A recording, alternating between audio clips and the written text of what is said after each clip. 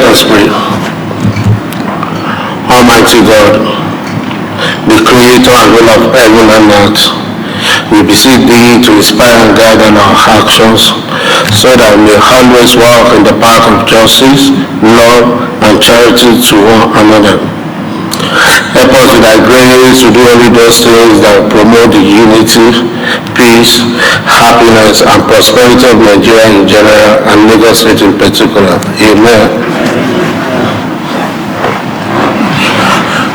We have our absolutely distinguished colleagues. You are all welcome to today's sitting.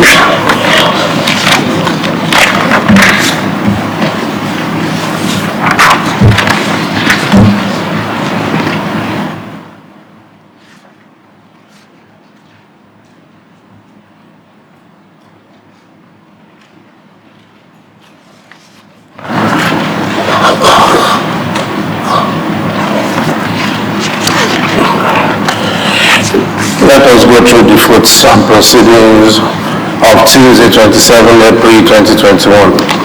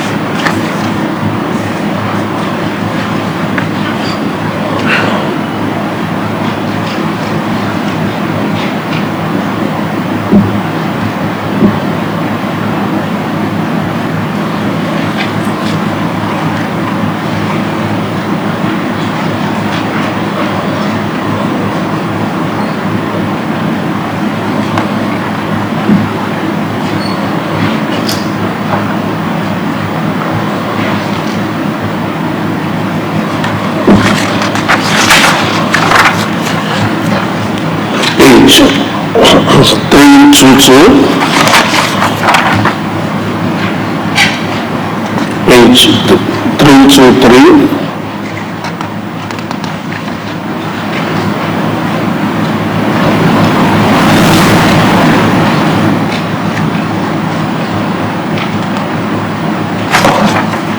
Page 324.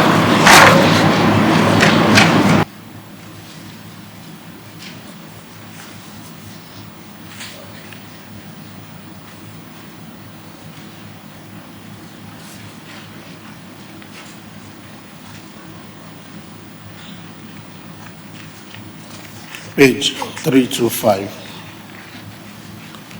I think there's a leg missing in the prayer calling on the president, the one that talks about policies of the federal government that should be more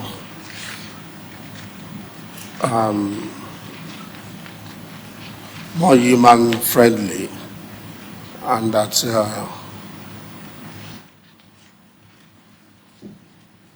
also give encouragement to the whole regions.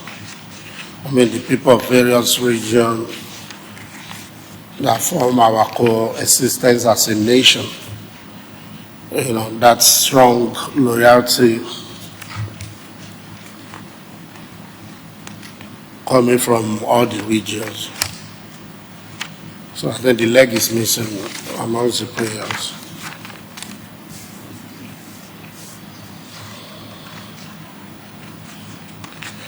I have examined the thoughts and proceedings of Tuesday, 27 April 2021, and approval is granted.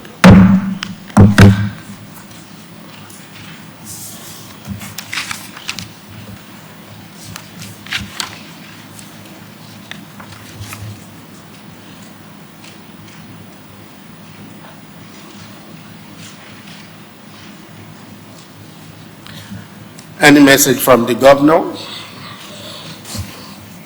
Right Honorable Speaker, sir. Distinguished honorable members, there is no message from the governor.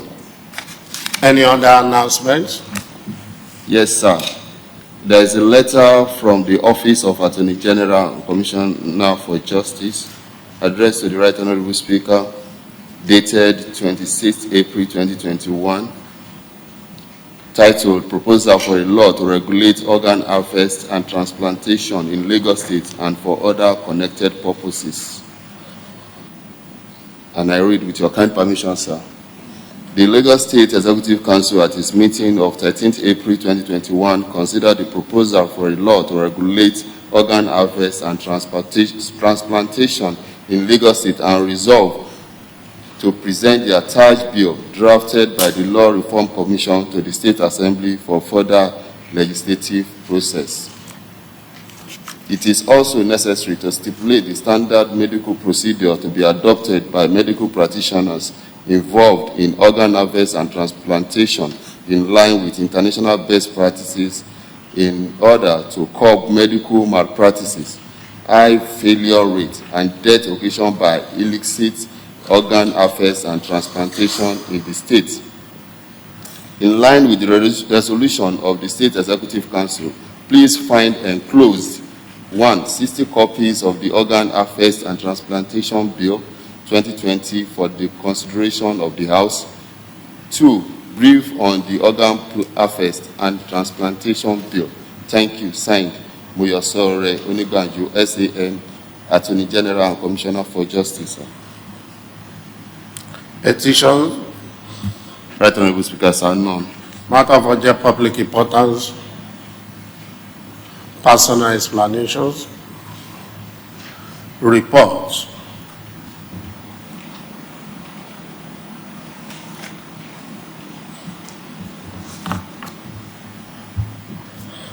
Honorable Business. Good afternoon, Mr. Speaker. Fellow members, Mr. Speaker, I'm here today to give a report on the Lekki LCDA chairman on a petition of imposition of unauthorized persons for the constitution of Constitution of Resettlement Committee. The petition was brought to the attention of the House, Mr. Speaker, and it was directed to the leadership of the House carried out on investigation. But Mr. Speaker, is very pathetic that the chairman of Lekki LCDA has disregard, total disregard for this house, completely disregard to this house. And Mr. Speaker, if not because of your proactiveness and understanding of the house, Lagos State should be at Chumo by now. Lot of scores of death will have been recorded because of the singular attitude of this chairman, who is living larger than life.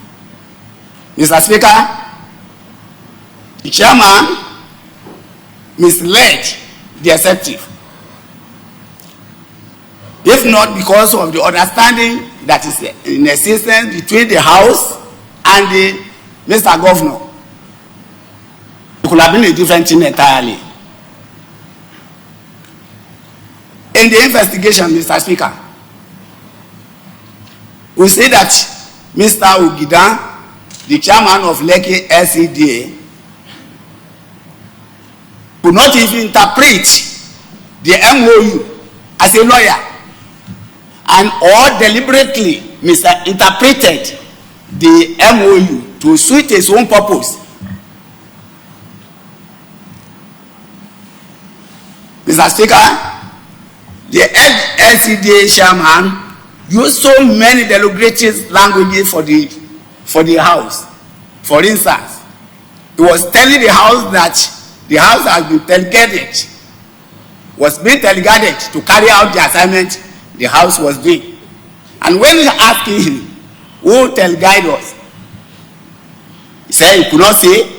He was so rude even to the Honorable that he was claiming that some of the Honorable lacked knowledge to tackle the assignment given to them. Mr. Speaker, this man, because of his attitude, Ibeju Lekki will have been in trauma, and the scores of death will have been recorded because of his singular attitude. Though the investigation is still continuous, sir, but my opinion, Mr. Speaker, is that this man is not fit to be in that very seat if we have to get to the root of the matter. And I so appeal to this House that those chairmen that has no those who have no regard for even the guideline of the LDA, they don't have it. Don't have procedure. They don't follow procedures. The advice of councillors means nothing to them.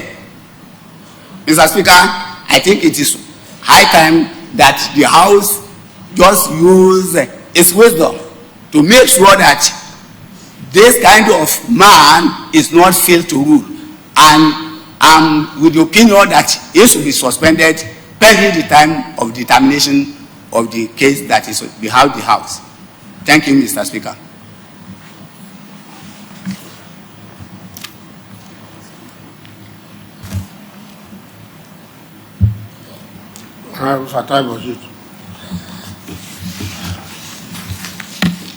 Good afternoon, sir, and fellow colleagues.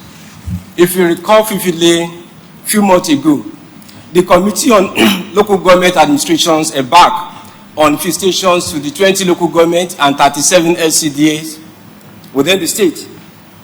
During the visitation, it was what we met on the ground was nothing to write home about. We discovered that some of these chairmen did not have regard for the constituted authority, did not even have the regard for the local government administration law and the guideline. They also failed to have their FMC meeting, that is Fund Management Committee, where they're supposed to discuss the income and expenditures of the local government before they embark on spending. They also failed to hold their weekly executive meeting, where they're supposed to discuss the running of the local government and LCDA. They have disregard to the auditor's report. They don't even have the regard to the council. The council in this context, I mean the legislator. Some of them treat their councillors as animal boys. No respect for the leaders within their local government. We also discovered that the procurement law passed by this honorable house were not complied with. The tender boards, in which the committee mandated that they should form the tender committee, the tender committees are not in place. And few months ago, we also received a series of the petition, and the Right Honorable Speaker referred the petition to the Committee on Public Accounts Local. And for us to be able to carry out this investigation, I'm of opinion that the following chairmen should be suspended indefinitely pending the outcome of the committee's report. They are Mr. Sulaiman Jelili, Chairman, Alimosho Local Government, and Mr. Tajuddin Ajide, Chairman, Surulere Local Government. Thank you, sir.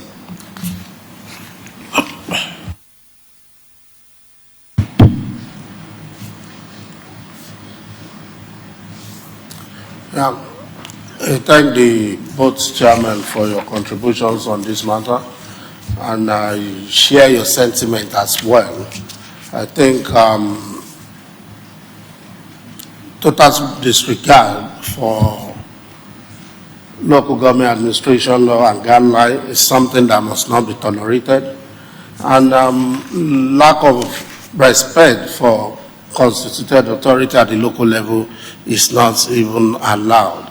It's just like saying the governor should disregard the ESCO meeting, which they have twice in a week, and disrespect for the Lagos State House of Assembly. We cannot continue like this. We can't go on to be a monster at our local government level, and I'm sure it's a very common thing. This has been going on and on and on. And I think there's need for us to assert discipline in all our local governments and NCDA. Besides that, Friday's election will be coming up. A new set of council chairmen will be coming in. And I think creating precedents will be something dangerous for local government administration in Lagos State if we fail to act appropriately. The chairman that have been mentioned so far, I think I agree with those chairmen of the committee who have raised concern about this, and it's not out of place. This will also serve as a deterrent for the rest of them. We have received a lot of petitions from the councillors in almost the whole of local government we have in Lagos State, against this. Most times we have to stem most of these issues, we have to step them down. But I think we just need to do something before it gets out of hand. I think I'm aligned with the position of the two chairmen, the Chairman's Committee on Public Account Local and the Chairman's Committee on Commerce and Industry, if I'm right. Yeah, Chairman's Committee on Commerce and Industry, that the three of them that I've mentioned should be suspended indefinitely till further notice. So all in support say aye. Aye. Those against nay, the ayes have it. Mr. Clark, kindly direct our resolve to the appropriate quarters, particularly Mr. Governor and other concerns. Thank you very much.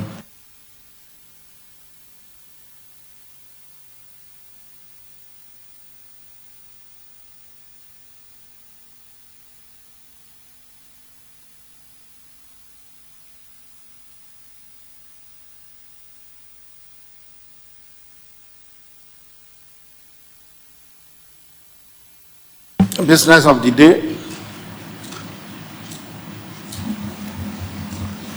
Majority Leader. Mr. Speaker, distinguished colleagues, the first item of business of the day is in respect of House of Assembly Bill number 27.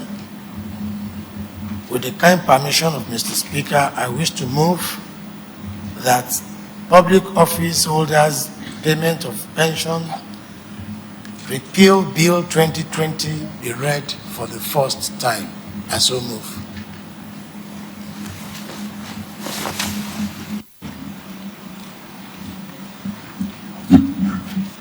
Yeah, Member Philip. Thank you, Mr. Speaker.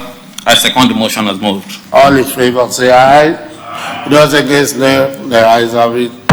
Mr. Clerk. The Right Honorable Speaker, sir. Distinguished honorable members, it gives me honor and privilege to read for the first time the Public Office Holders Payment of Pension Repeal Bill 2020. Thank you. Majority Leader.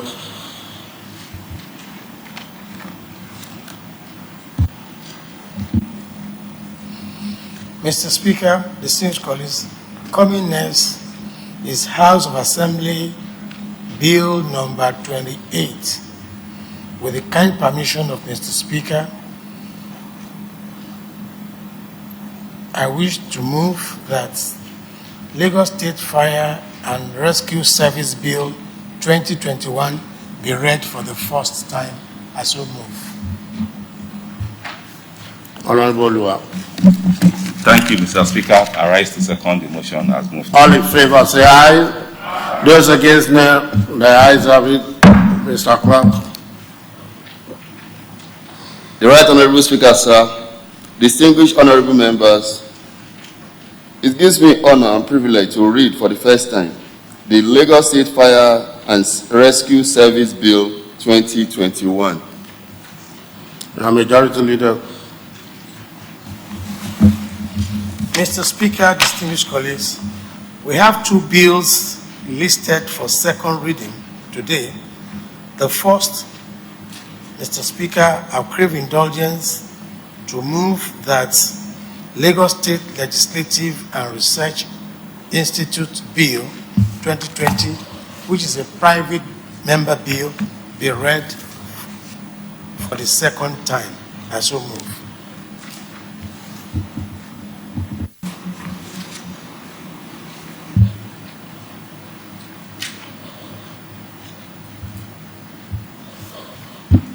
Very sharp.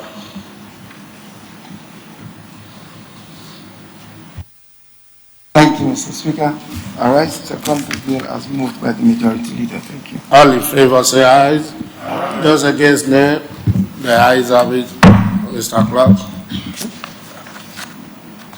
The motion. The Right Honorable Speaker, sir.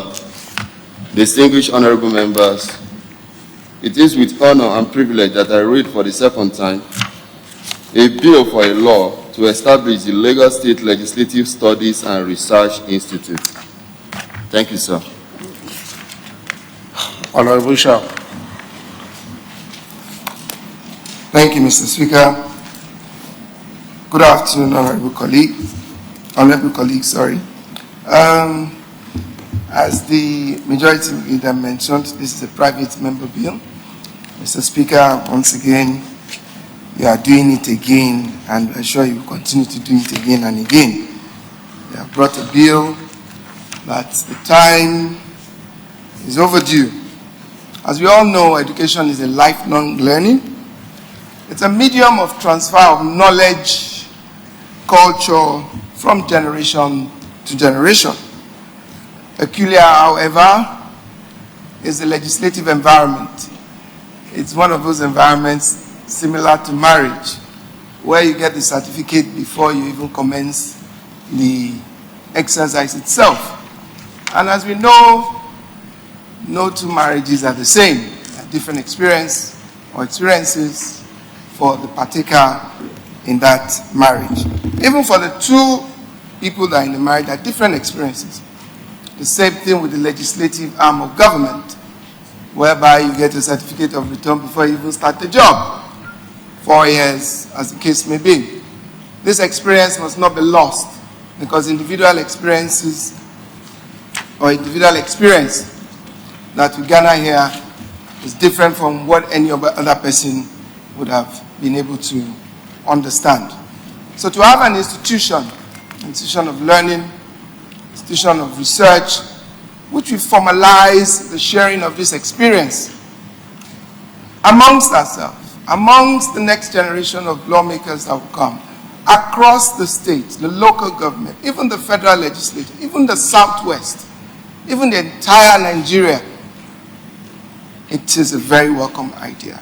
Mr. Speaker, I thank you for this very, very noble idea of having an institute, a Lagos State Legislative Studies and Research Institute. The benefit of having such an institute is that, one, there's training, induction training for new members that will probably come in, refresher course for those of us that are already in place. It doesn't stop with members only. You can also train the legislative staff of the assembly. You can train those of the local governments as well.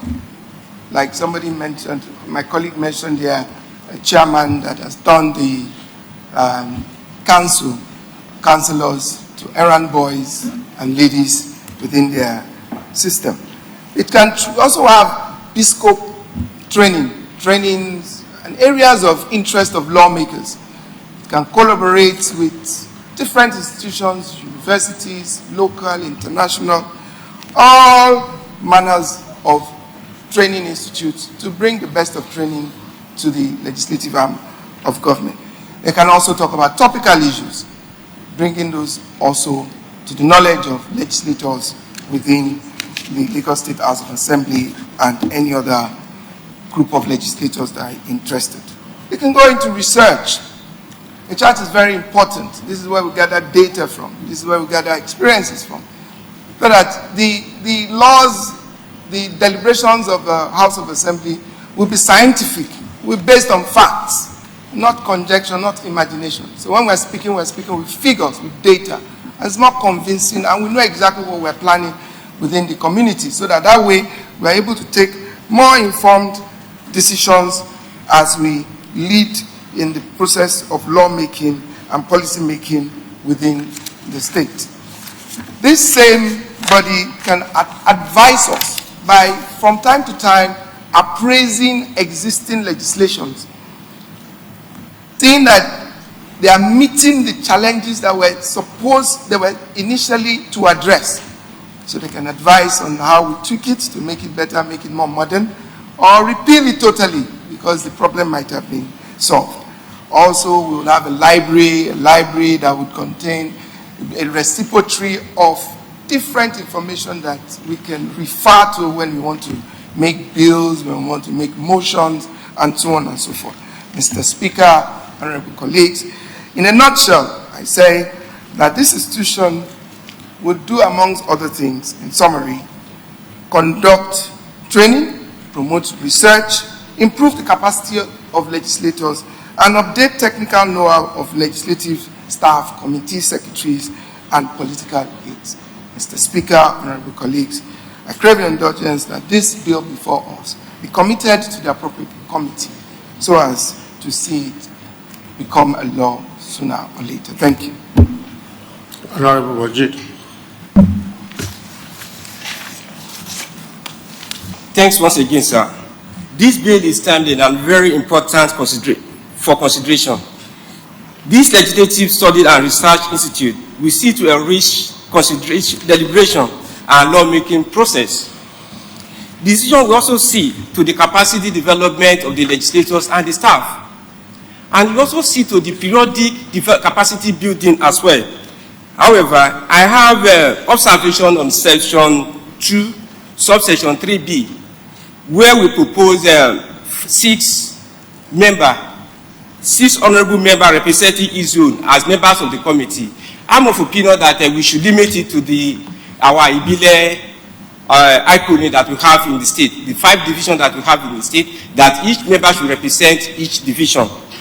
Also, I also have reservation on section 8, subsection 1B, that since this thing is an institution where we acquire knowledge and training, it won't be out of place if we make it mandatory that the directors of this institute must be from higher institutions of learning that have the prerequisite knowledge on how to impart knowledge. That is my only observation, sir. Thank you, sir.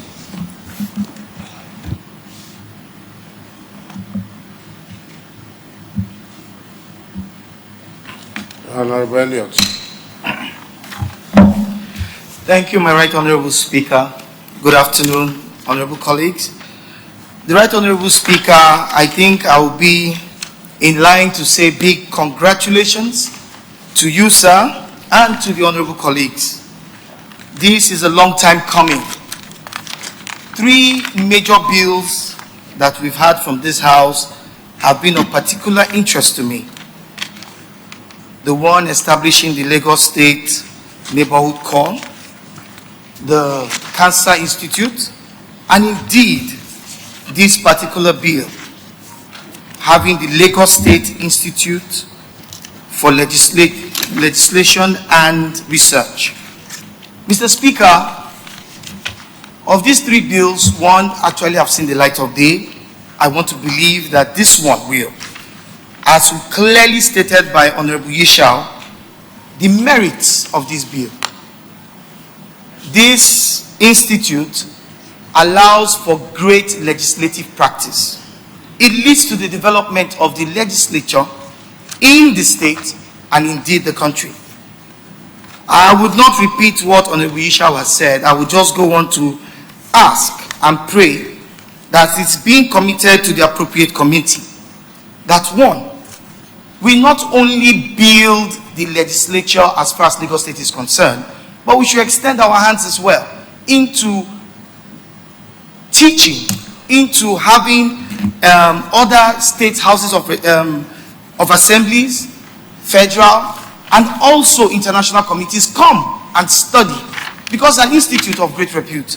This institute would take Lagos far beyond the common standards of excellence. Another thing, Mr. Speaker, is that I hope that we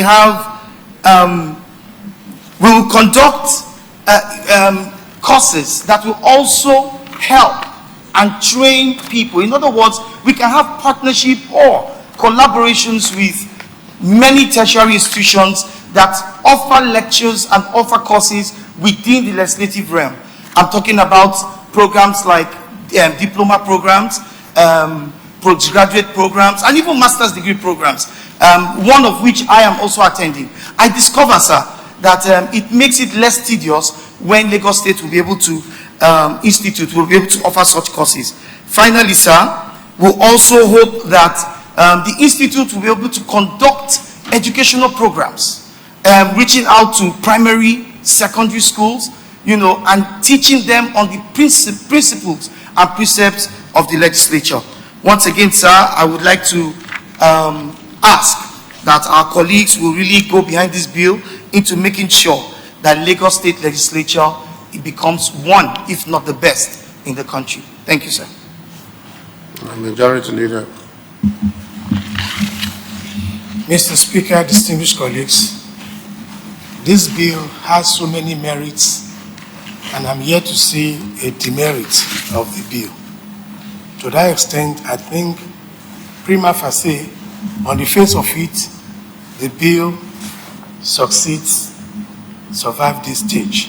Mr. Speaker, more so that the bill will need to see to the training of staff and aides of the Speaker of the House, the totality of which will increase the legislative performance of the legislature in the state and in Nigeria.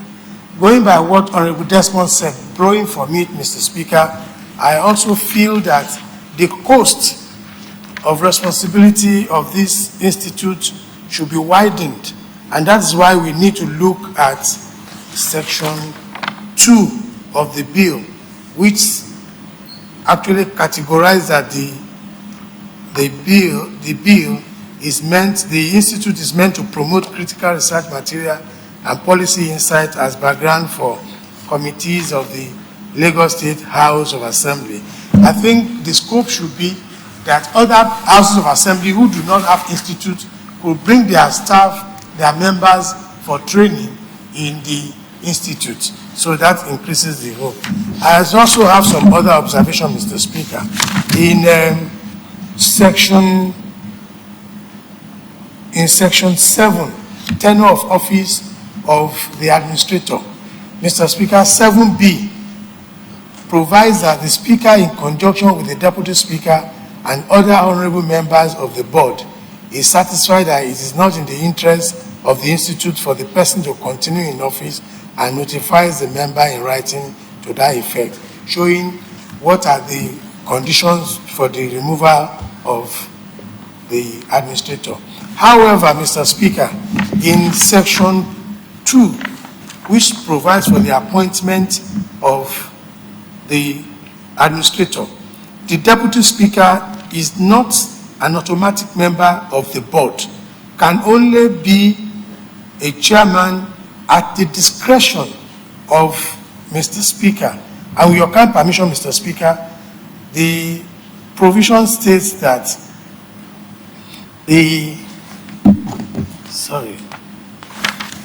section 2(3), talking about composition of the committee, states that the Speaker of the Lagos House Assembly as its chairman or at the instance the deputy speaker. So, Mr. Speaker, I am observing that if the deputy speaker will have to act in conjunction with the speaker in the removal of the administrator, then he has to be an automatic member of the board. If he's not an automatic member of the board, then the idea of Mr. Speaker acting in conjunction with the deputy speaker should be looked at and maybe expunged. Also, Mr. Speaker, in section 9, except I do not understand this provision, I think this section 9 conflicts with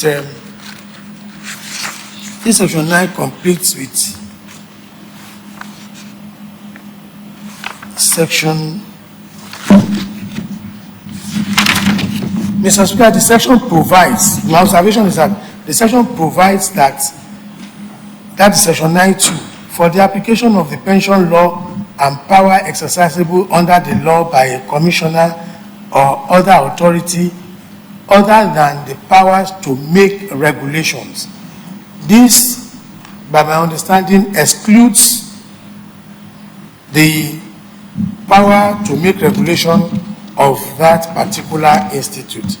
Whereas further, Mr. Speaker, the bill provides in section 18 that the board may make some regulations relating generally to the condition of service of the employment. I think those two have to be, reconciled. Finally, Mr. Speaker, section 15 provides no execution, attachment, process shall be issued against the institute in any action, but any sum awarded against the institute by judgment of the court shall, subject to any direction given by the board, be paid from the general reserve found in the institute. Mr. Speaker, legal action commences by service of process, and since the institute is a corporate entity that can be sued and can sue, I think this provision has to be looked into properly. Mr. Speaker, on the whole, this is a very good bill that I feel should necessarily pass the second stage. Thank you, Mr. Speaker.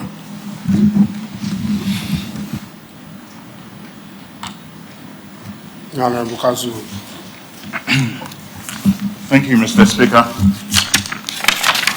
This bill before us today is definitely a very succinct and needed one.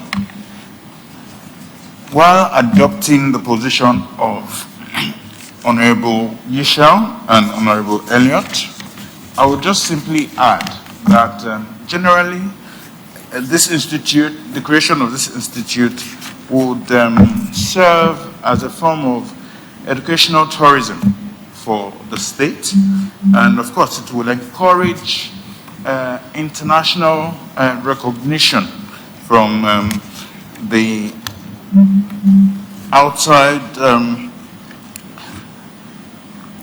legislative bodies that we have internationally, and it will encourage the participation of legislative institutes and chambers outside the country to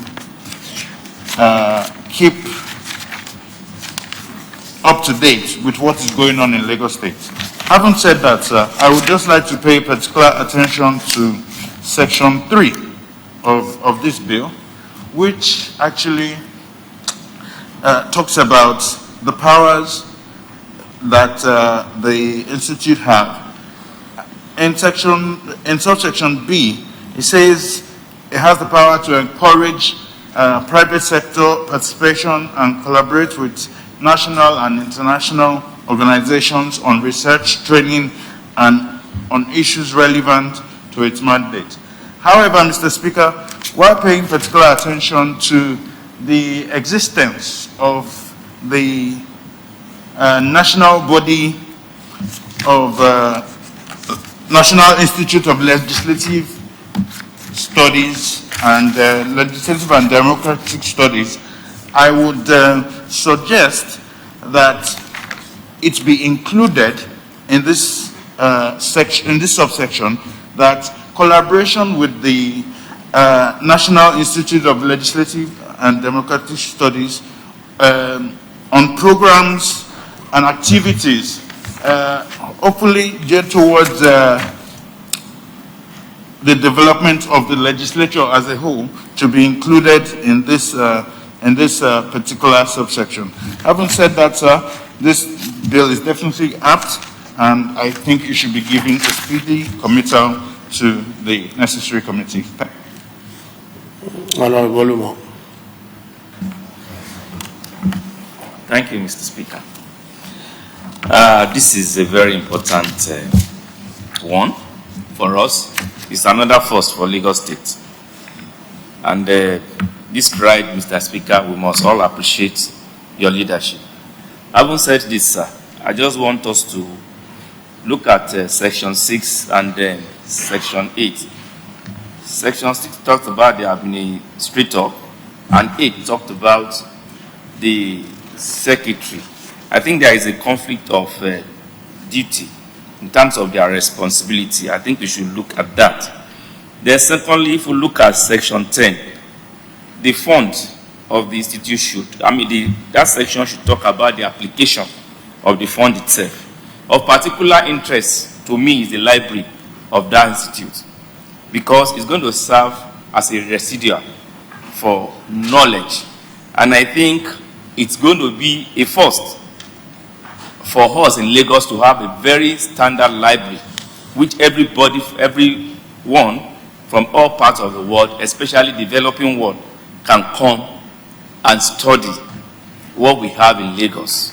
Lastly, sir, this will be a way of saving costs for government, because I'm sure in the long run, it will reduce the cost of doing business in governance. Thank you very much, sir.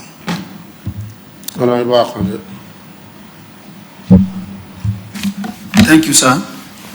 First and foremost, people are watching you bringing out various good laws, good bills that transport into law. That is to show that when you are at the upper chamber, at the Senate, you will do better. On this premise, sir, I want to refer us to Section 4, subsection 4 of this bill. It is unnecessary because it is an educational institute. Section 4, subsection 4, Section 4, subsection 4, that says the institute shall not through its program or policy endorse any candidate or any political party for elective office or campaign. It is not necessary. It should be expunged. Again, in tandem with Section 2, as stated by Majority Leader, I think, it's my thinking, that we should call it Lagos State Institute of Advanced Legislative Studies. When we say it's research institute, it should go beyond just ordinary certificate and what have you. It should also have the connotation of having a PhD certificate. So if we put it to be Lagos State Institute of Advanced Legislative Studies, that is my contribution, sir. In all, the bill is very, very germane. Thank you.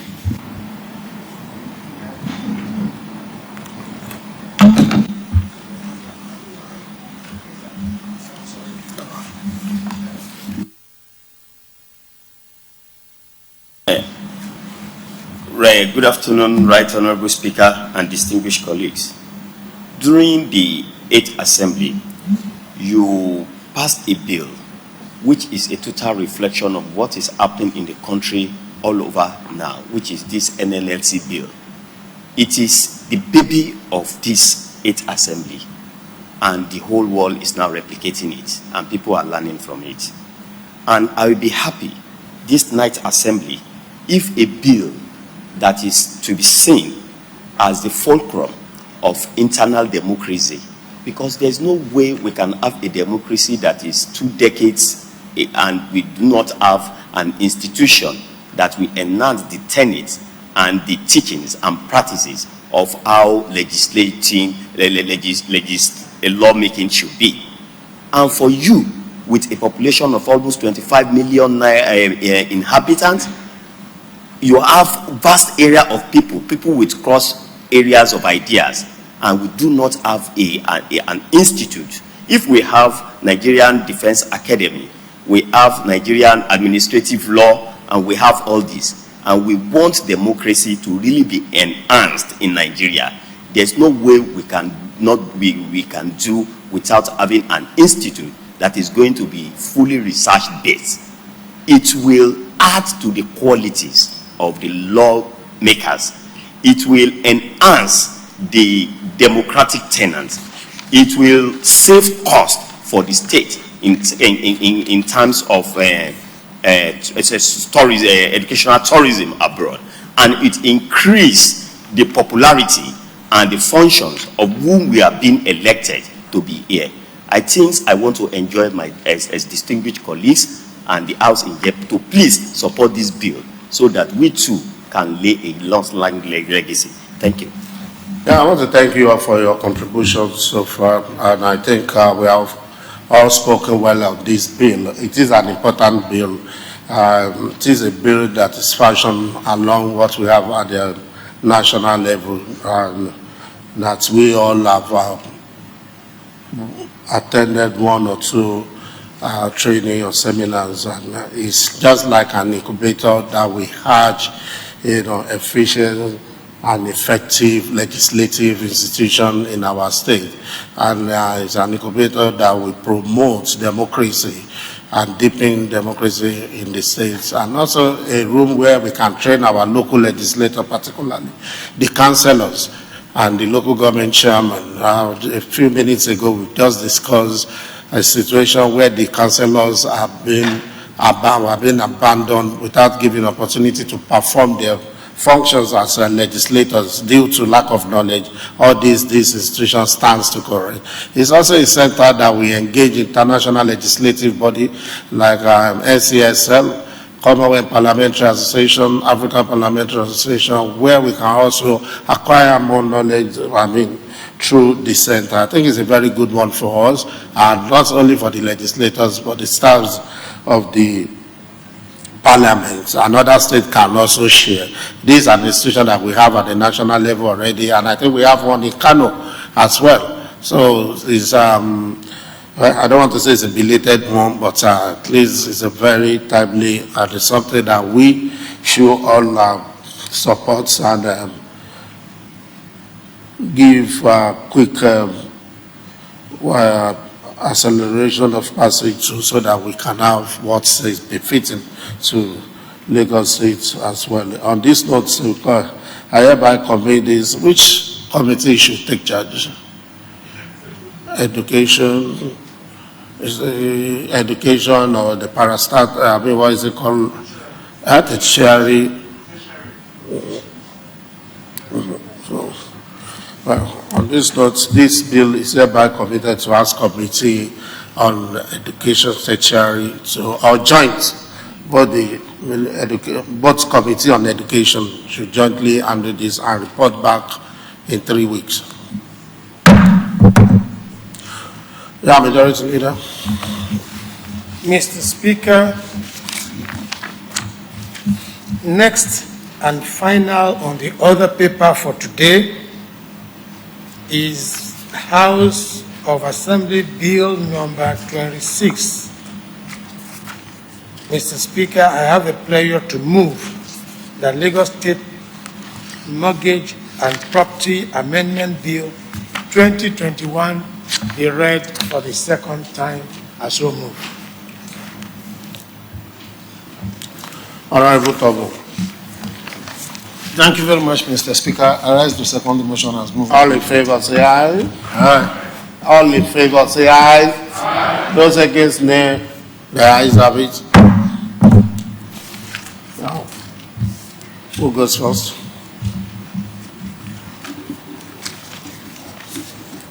Honorable Makinde. Thank you, the Right Honorable Speaker and my colleagues.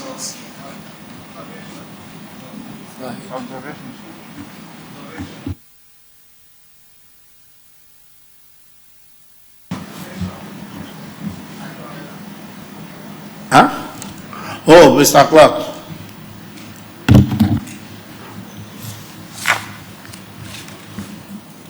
Thank you, Right Honorable Speaker, sir. Distinguished honorable members, it is with great honor and privilege that I'm reading for the second time a bill for a law to amend the Mortgage and Property Law Cap M5 Laws of Lagos State 2015. Thank you, sir. Yeah. Honorable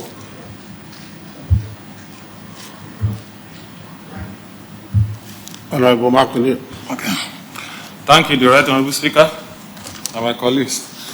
I think the bill before us this morning, this afternoon, is an apt one, and there's nothing that is too much to strengthen the extant law.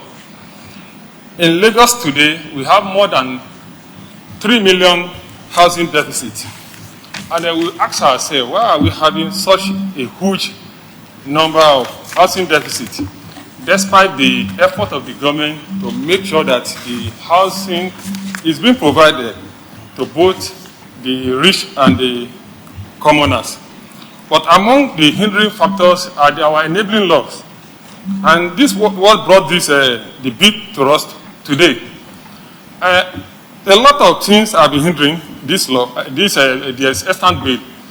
Like the individuals that really want to approach the mortgage institution for a loan to secure a housing apartment. In the Ministry of Housing, they have a series of programs for how individual can own a house of his own, like the rent to own. And the ministry is now making it a kind of enabling way of owning a house by which they will now spread the repayment apart from the up one that you pay as an initial deposit. But going to the mortgage institution, we have a lot of incumbents there, among which the bill is here to really ameliorate it. One, in case of default, before now, there's nothing like forced budget where the law can just take their own decision through lobbying or whatever. Now, this law now says that before this can be done, we must give the mortgagor some ample of time to really gather himself, if it's possible for him to repay such a loan back so that he can retain the property, he now put the title down to take that finance. Among which, that they say that in case even the institution gets, insolvent, the mortgagor will approach the court in which the third party can be there for them to really pay the money so that the mortgage institution will not suffer a double jeopardy. If you go to section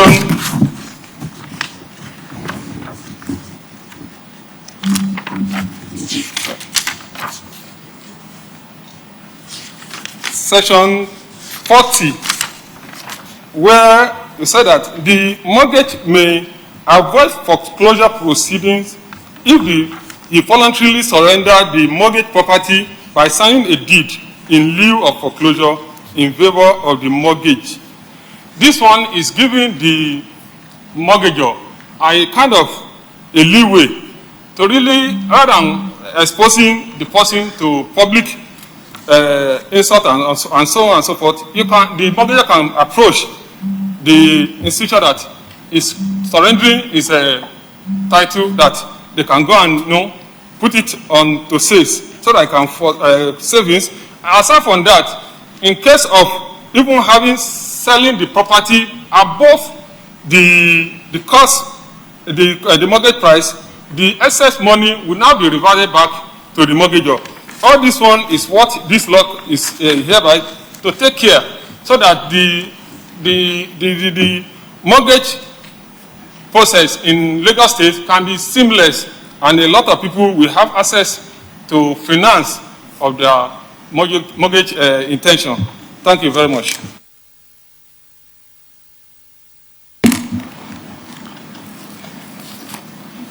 Thank you, Mr. Speaker.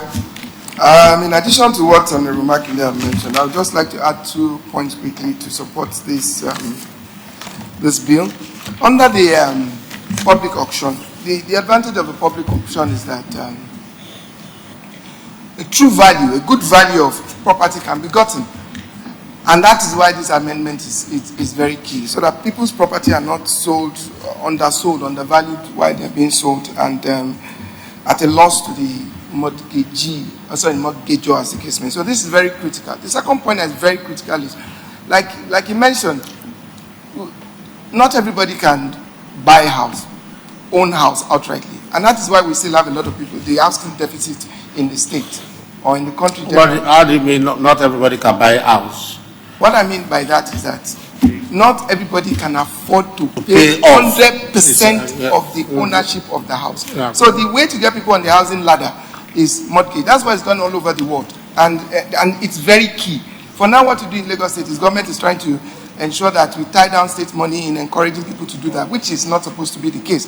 Government money is not supposed to be tied down. So we have to get the private sector to come in to fund this, the finance, the banks, and the rest of it. With that foreclosure not being there, the banks will not want to go into it, because when the person defaults, they are going to have a hard time. They have to go to the court, follow a longer process. So by introducing this particular clause, as the case is, it will make it, you secure the position of the mortgagee so that they can foreclose sales on a property that there is default on. So that is very key to whatever they are doing here. In addition, Mr. Speaker, there is an amendment I observed, section 40 the proposed section 40 of the bill. I'm sure they are trying to refer to section 3 in that, but it was, sorry, section 39, but it's written as section 3. So on page, what page is that now? But it's section 40. The section that has been referred in there is mentioned as section 3, but it should be section 39.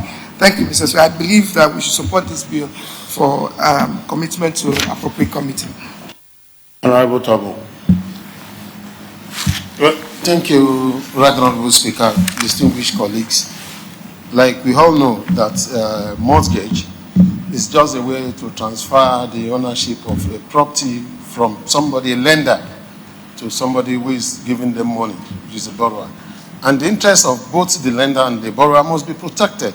So in this bill, there were some amendments that has been proposed that when we see the bill, the proposal as a worthy cause. And if you look at it, Honorable Makinde has mentioned some. I saw some clauses that are so important, why I have some observation on some of the clauses. For example, the area where, sorry sir, let me use the glasses. Section 23, where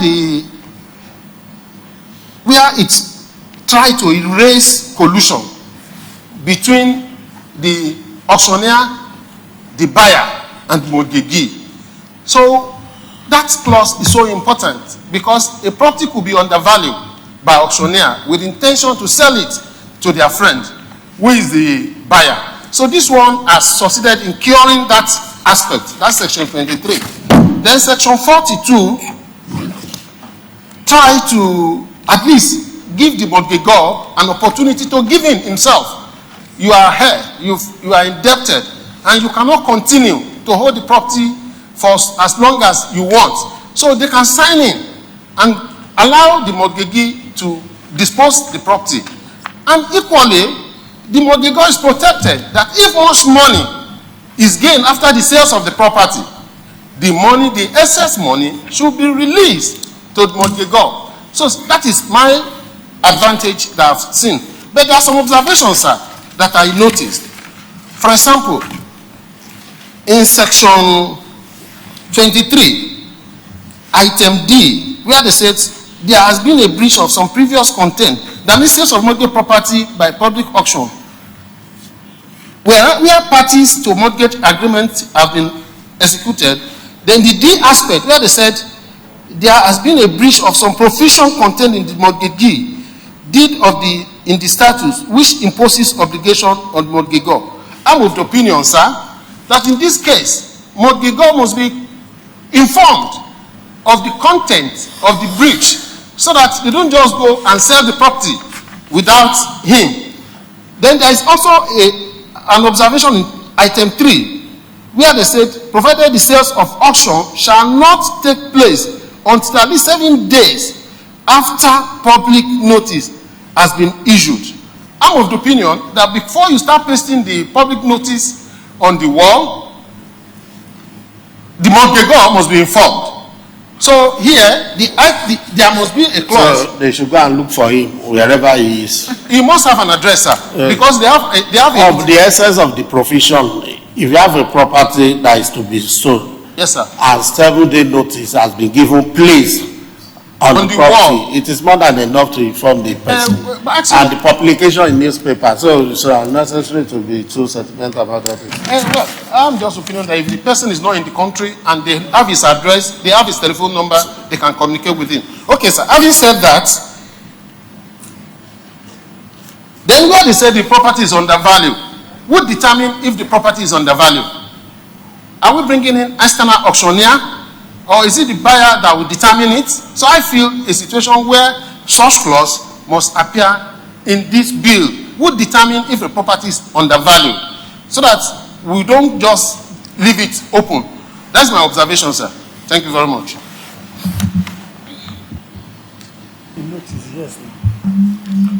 Honorable Sir.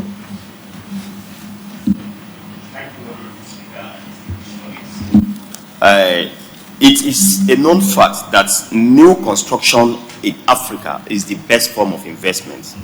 And according to economists, the best edge against inflation is through mortgages and properties.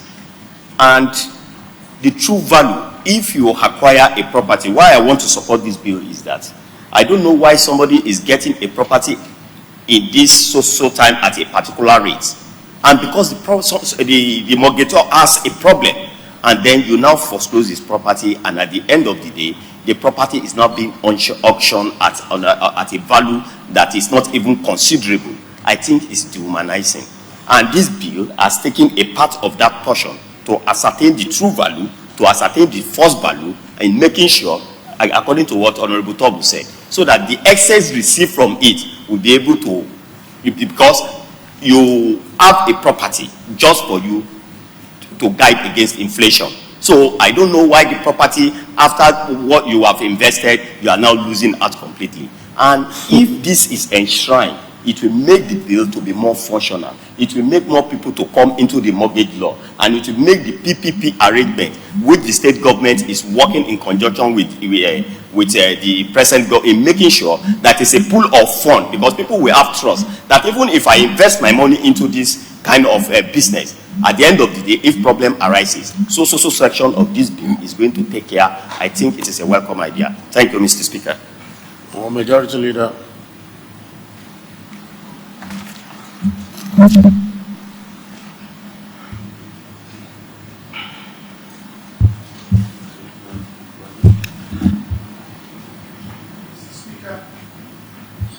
This is perhaps the simplest amendment I am seeing so far. So simple but very cogent, in the sense that it is not amending anything in the provisions of the letters of the instant law, but rather inserting new sections to fill the gaps, the lacuna that is existing in the extant law. And this is to strengthen, the process of mortgage and the rest of it. Mr. Speaker, in this bill is suggesting 7 amendments, 6 amendments, 5 of which is insertion of new section, while the other one is amending the interpretation session based on the new sessions that have been brought into it.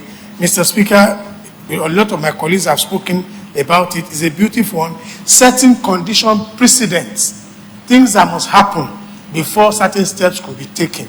And what Honorable Tobun was saying is already taken care of in the bill, that you cannot commence the process of sale without having first informed in writing the mortgagor when there is default. You must have informed. It is when upon the notice the mortgagor still does not perfect its things that you can now approach the court. And for the court to even grant that, there are condition precedents before the court can give the order of it, the interim order or the final order. And also, Mr. Speaker, it is so good that it will embolden the mortgage in the states. It will protect both sides, the mortgagor and the mortgagee, and also the property of the mortgage itself, tidying up things and bringing it in conformity with best practices across the globe, so that both parties will be secured, the property will be secured, and we can have the best practice, mortgage practice in the state. It's a very good bill that will further encourage people to go into property transaction because both parties are protected. So, Mr. Speaker, I think this is a bill that should enjoy our support and expeditious passage. Thank you, Mr. Speaker. Thank you. The Lagos State Mortgage and Property Amendment Bill 2021 is hereby committed to House Committee on Committee Finance or Housing. Huh? Okay. So the Committee on Housing to report back in 3 weeks. Majority Leader.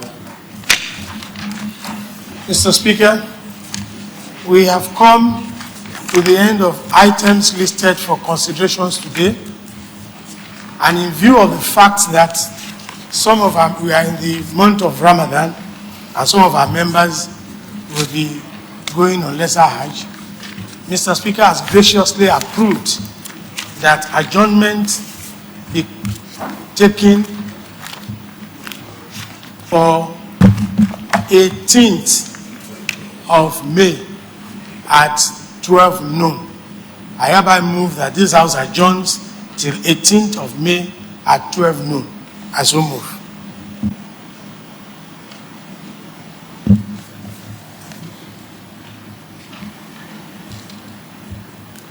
Honorable Rai. Thank you, Mr. Speaker. I write to second the motion as moved by Majority Leader. All in favor say aye. Aye. Those against nay. The ayes have it. This House stands adjourned till Tuesday, 18th May 2021 at 12 noon prompt. I rise.